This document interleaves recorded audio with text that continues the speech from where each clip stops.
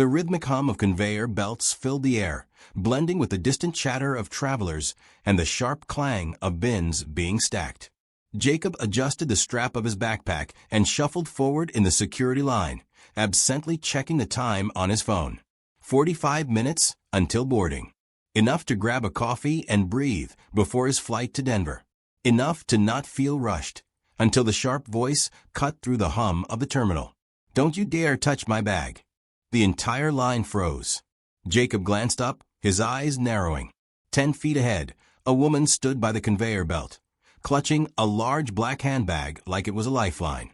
She was around 40, blonde hair pulled tight, her floral yellow blouse too bright against the cold, sterile light of the security area. The name tag on the TSA officer facing her read Reynolds. He was calm, collected, and visibly exhausted. "Ma'am, every item goes through the scanner," he said evenly, his gloved hands extended.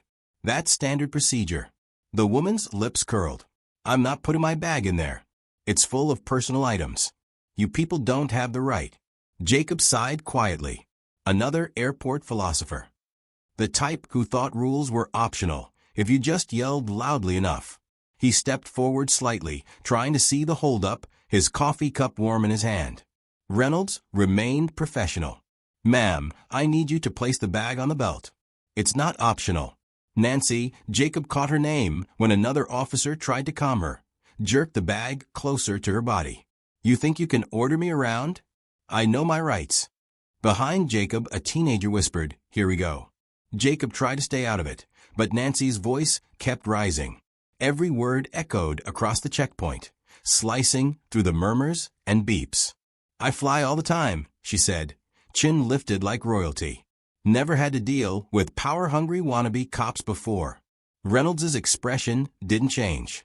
"Ma'am, if you refuse to comply, you won't be able to board your flight." Nancy scoffed. "Then I guess nobody's boarding today." She yanked the bag toward herself, her elbow knocking the cup from Jacob's hand. Coffee splashed across his shirt, spreading warmth and embarrassment all at once. The crowd inhaled sharply. Jacob blinked, his temper rising in a slow, measured climb. "Seriously," he muttered. Nancy turned, glaring. "Watch where you're standing." He stared back, stunned. "You spilled it on me." "Maybe don't stand so close," she snapped, brushing imaginary dust off her sleeve. Reynolds stepped between them, voice firm now. "Ma'am, please step aside." But Nancy wasn't listening. She had shifted into performance mode. Her voice grew louder, her gesture sharper. "I'm being harassed. You're all witnesses. They're trying to violate my privacy." A few travelers started recording on their phones. The teenager behind Jacob whispered, "She's about to go viral." Jacob dabbed his shirt with a napkin from his pocket, the smell of burnt coffee mixing with the sterile scent of disinfectant and recycled air. He wanted to walk away, but something kept him rooted. Maybe it was curiosity. Maybe it was the stubborn part of him that hated seeing people bully their way through life. Reynolds kept his tone steady. "Ma'am, we're done asking. You can cooperate or you can be escorted out." Nancy's eyes narrowed. "Is that a threat?" "It's a choice." For a brief second, silence reclaimed the space. Then, like a spark finding fuel, Nancy laughed, a sharp, humorless sound that drew every gaze. "I'd like to see you try." Another officer appeared beside Reynolds, a younger woman named Diaz. Her voice was quieter but edged with authority. "Ma'am, please place your bag on the table. If there's nothing to hide, there's nothing to worry about." Nancy's fingers tightened around the strap. "You're not touching it." Jacob could almost feel the tension vibrating through the floor. He checked the time again. 38 minutes left. If this kept up, he'd miss his flight, his interview. Maybe the one chance he had to restart his career. And all because one woman refused to follow a 2-second instruction. Diaz nodded to Reynolds. "We're holding the line until this is resolved." Groans rippled through the passengers. Someone muttered, "Unbelievable." Another voice said, "I'm going to miss my flight because of her." Nancy spun toward them. "Oh, don't you all start. You don't know what's in this bag." Jacob crossed his arms. "We're dying to find out." Her head snapped toward him. "Excuse me." "Just saying," he said calmly, though his voice carried a bite. Most of us don't have national secrets in our handbags. A few people chuckled quietly. Nancy's eyes flared. You think this is funny? Reynolds intervened again. Sir, please stay back. Jacob lifted his hands in mock surrender. No problem. Nancy turned back to Reynolds, voice trembling now, not from fear, but fury. If you touch my things, I'll sue every single one of you. Ma'am, step aside. The fluorescent lights overhead flickered slightly, adding an almost cinematic hum to the moment. Reynolds moved closer, his tone flat. Final warning. Nancy didn't move. Her jaw clenched, shoulders squared. For a moment, she looked less like a traveler and more like someone about to draw a battle line. Jacob exhaled slowly. Unbelievable, he murmured under his breath. Nancy's head tilted. What did you say? He met her eyes, unflinching. I said some people mistake being loud for being right. Gasps and whispers fluttered through the line. Diaz stepped forward again, speaking softly but with finality. Ma'am, place the bag on the belt or come with us. Those are your options. Nancy's breath came quick and shallow. Her grip on the strap loosened, then tightened again. Every muscle in her body seemed to rebel against reason. She looked at the crowd, at the phones, the stares, the officers, and something in her expression shifted. Pride and panic collided behind her eyes. I'm not giving you my bag, she said, voice low but shaking. Reynolds gave a subtle nod to Diaz. Then we'll have to inspect it manually. The words landed like a sentence. Nancy blinked, frozen for a moment, then stepped back instinctively as Diaz motioned for the inspection table to be cleared. The crowd went silent, anticipation heavy as a storm cloud. Jacob felt his pulse quicken, curiosity overtaking irritation. What on earth was she hiding? Reynolds gestured toward the table. Ma'am, please stand aside. Nancy clutched the bag closer. Over my dead body. The room seemed to shrink, the hum of the scanner dying into silence. Even the conveyor belt paused, as if the machinery itself was waiting to see what would happen next. Jacob's gaze flicked between her trembling hands and the officers closing in. Somewhere in the distance, a boarding announcement echoed through the speakers, muffled but insistent. His flight number. He hesitated, torn between walking away and watching this unfold. The tension in the air was electric, almost magnetic. Then Nancy's voice sliced through the silence, cold and defiant. You people have no idea who you're dealing with. And before anyone could respond, she tightened her grip on the bag and took a single step back, toward the inspection table, toward chaos waiting to happen. The fluorescent lights buzzed louder, casting sharp shadows as Reynolds moved in. The moment balanced on a breath, the air taut with something that could only break one way. Jacob felt it before it happened. The storm had just begun. Officer Reynolds raised a hand, signaling to his team. Two more TSA officers moved in quietly, their boots clicking against the tile. The line of passengers parted instinctively, a collective breath drawn and held. Nancy's knuckles whitened as she clutched her bag tighter. Her voice trembled with anger, not fear. You lay one finger on this, and I swear. Ma'am, Reynolds interrupted, his tone cutting through her words like a blade. You're already interfering with a federal security operation. Don't make this harder on yourself. Nancy laughed, high-pitched, brittle. Harder? Oh, please. I've done nothing wrong. You people just love power trips. The young female officer, Diaz, stepped closer. Her expression was calm but unyielding. Then let's prove that. Put the bag on the table. The murmurs behind Jacob grew louder, a tide of impatience rolling through the line. A man muttered something about missing his flight. A woman whispered, "Why doesn't she just let them check?" Nancy whipped around, eyes blazing. "Mind your own business," she shouted at no one in particular. Jacob had seen plenty of confrontations in his life, but there was something different about this one, something combustible. The energy around Nancy felt sharp, dangerous, as if one wrong word could set her off completely. He watched Reynolds carefully. The officer's posture was steady, but the tightness around his jaw betrayed fatigue. Reynolds nodded to Diaz. Proceed. Diaz extended her hand. Ma'am, your bag. Nancy hesitated, breathing hard. For a heartbeat, it seemed like she might comply. Then, without warning, she spun around, clutching the bag against her chest and yelling, "You can't touch my property." Reynolds stepped forward swiftly, his voice firm. "That's enough." He reached for the strap. The motion was calm, professional, but Nancy pulled back violently. The bag slipped from her grip, hit the edge of the table, and landed with a dull thud. Something clattered inside. Every sound in the room ceased. Diaz knelt, gloved hand steady, and lifted it carefully onto the inspection table. Nancy's breath came quick and shallow. "Don't open that. It's private. There's medication, personal items." Reynolds ignored her.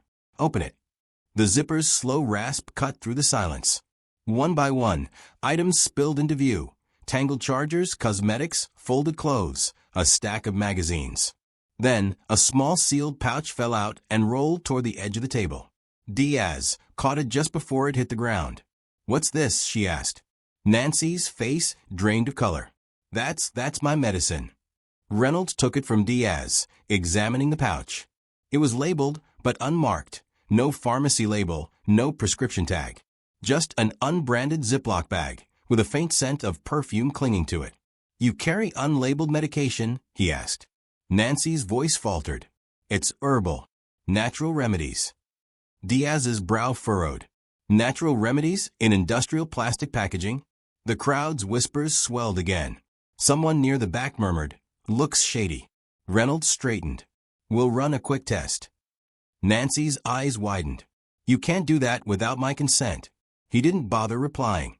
The pouch was set aside as Diaz retrieved a small testing kit from a nearby drawer. The soft pop of the seal echoed faintly. She dabbed a strip with a swab, her movements methodical and calm.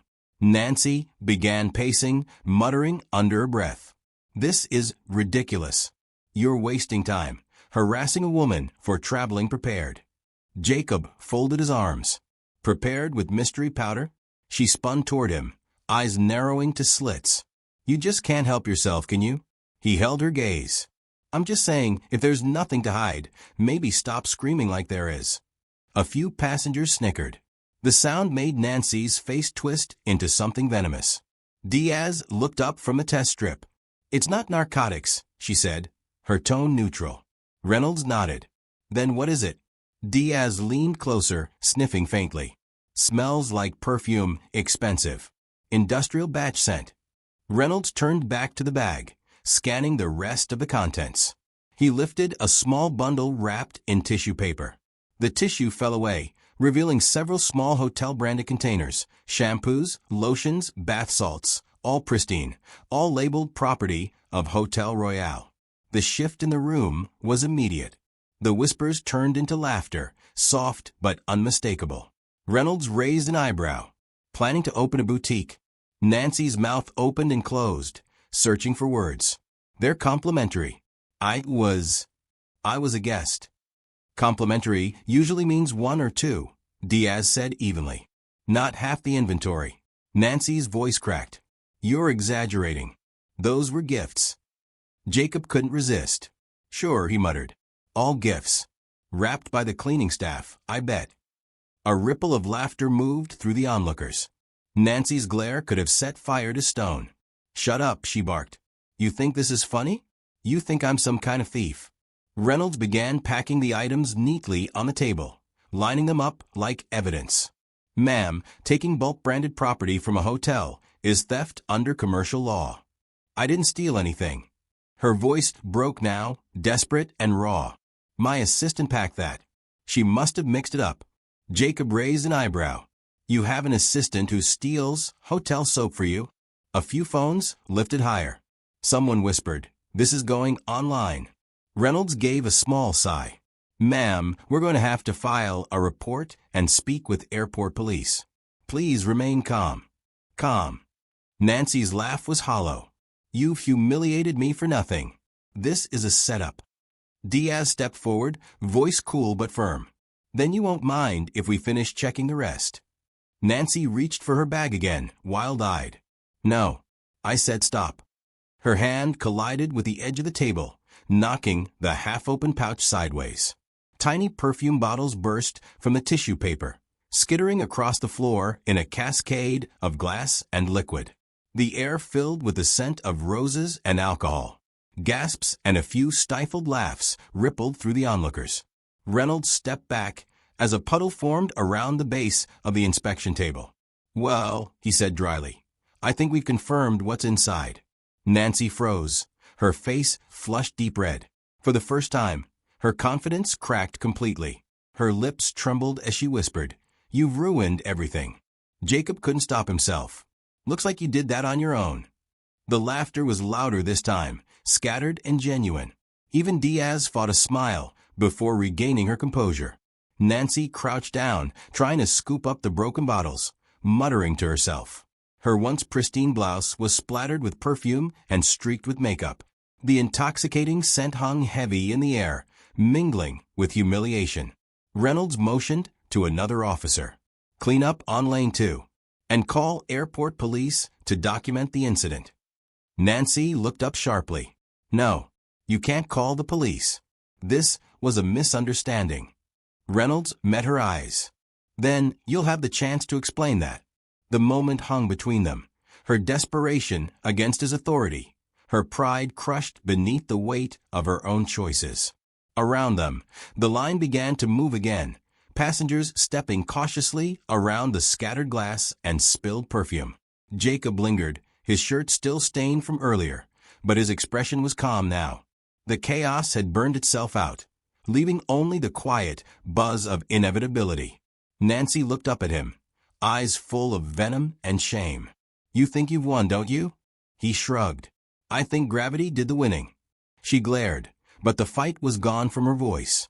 The officers guided her gently toward the side area, the remains of her handbag sitting open on the table, like evidence of her own undoing. The smell of roses clung to everything.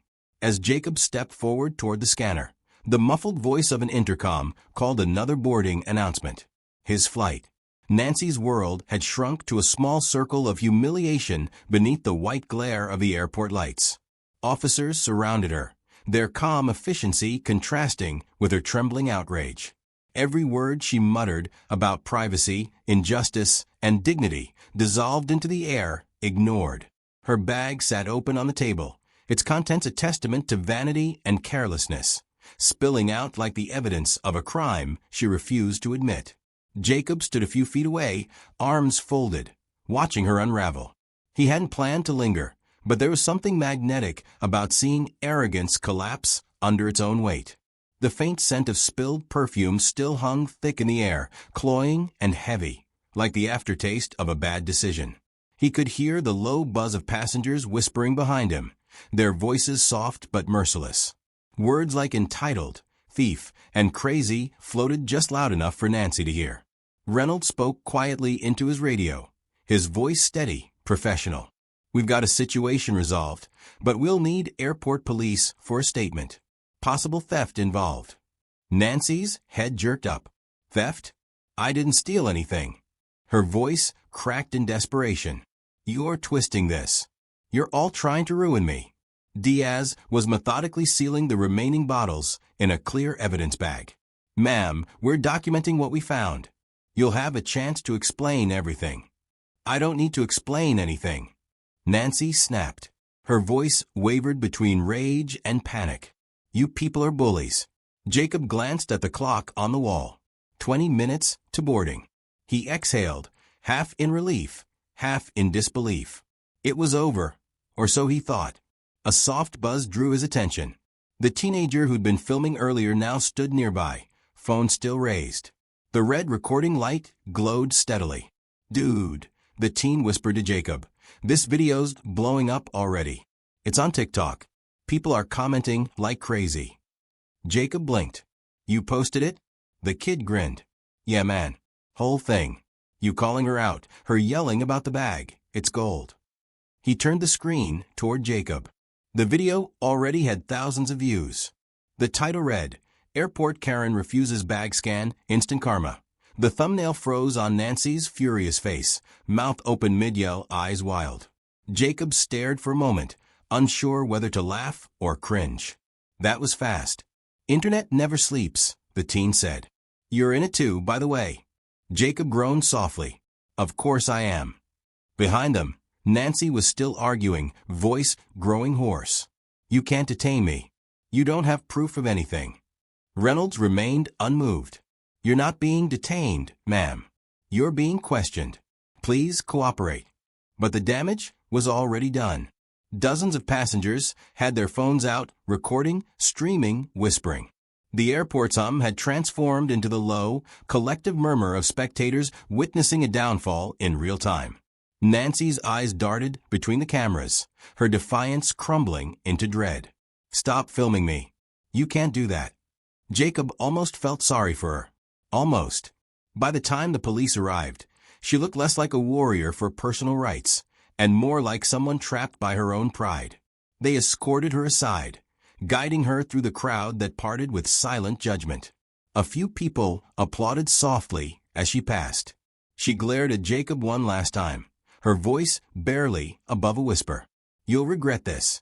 He met her stare calmly. I doubt it.